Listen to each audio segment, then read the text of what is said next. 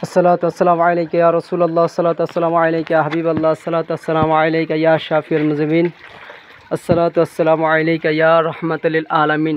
हज़रत खाजा ख्वास খিজির আলাইহিসসালামের চিল্লাখানা। এখানে গরিব নওয়াজের সাথে খাজা খ্বাস খিজিরের চিল্লা মানে সাক্ষাৎ হয়েছিল। আর এই খাজা খ্বাস খিজির আলাইহিসসালামের কাছে আল্লাহ তাআলা হযরত মূসা আলাইহিসসালামকে পাঠাইছিল, হ্যাঁ মূসা, তুমি যদি ইলম শিক্ষা করতে চাও, আমার এরকম একজন বান্দা আছে, তুমি ইলমে মারিফাত তার কাছে শিক্ষা করতে। তো নবীকে পাঠিয়েছিল আল্লাহ ইলমে মারিফাত শিক্ষা করার জন্য খাজা খিজির আলাইহিসসালামের কাছে। তা খাজা খিজির আলাইহিসসালাম বলছিল, মূসা তুমি এত গরম মানুষ, তুমি কখনো ইলমে মারিফাত শিক্ষা করতে পারবে না আমার কাছ থেকে, বিশেষ করে বলছে না হুজুর থাকবো। তা নবীদের সুন্নত অলিদের কদমে অলিদের দরবারে ওনাদের পাশে ঘিসা বসার সুন্নত, তাহলে আমাদের জন্য এটা ফরজে আইন হয়ে দাঁড়াইছে। তো দেখেন খাজা খিজির আলাইহিসসালামের চিল্লাখানা।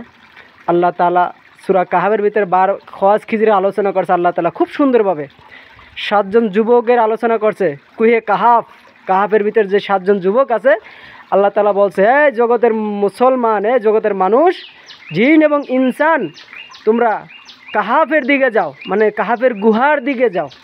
একটা রহস্যময়, এটা ইলমে মারিফাতের একটা রহস্যময় কথা। যাই হোক, যারা সুফি সাধক তারা বুঝবো। আপনারা দেখেন খাজা খিজির আলাইহিসসালামের চিল্লাখানা,